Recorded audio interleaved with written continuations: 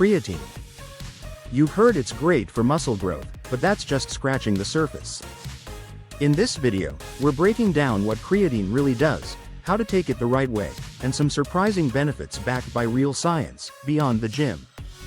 Creatine is a compound naturally found in your body, mostly in muscles, but also in your brain.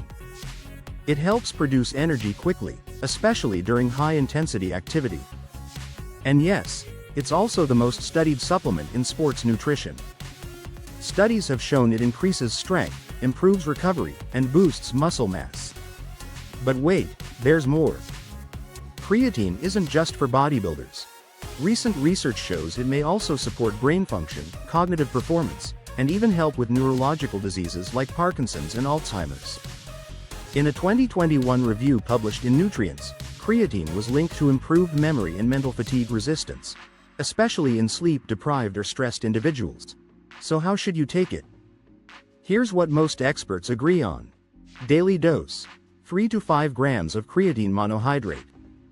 Timing? Honestly, it doesn't matter much, just take it consistently. With carbs or meals? Might slightly help absorption, but not a deal breaker. And no, you don't have to do a loading phase. It works either way. Loading just saturates your muscles faster, about 20 grams per day for 5-7 days, but it can cause bloating for some people. Let's bust a couple myths. Creatine does not damage your kidneys, at least not in healthy individuals. It won't make you bald. The hair loss theory is based on a single small study with no conclusive evidence. And no, it's not a steroid. Creatine is safe, cheap, effective, and not just for athletes. Whether you want to lift more, think clearer, or just age a little better, it's worth considering. Check the description for links to the studies mentioned, and don't forget to like and subscribe for more short, science-based breakdowns, right here on The Brief Context.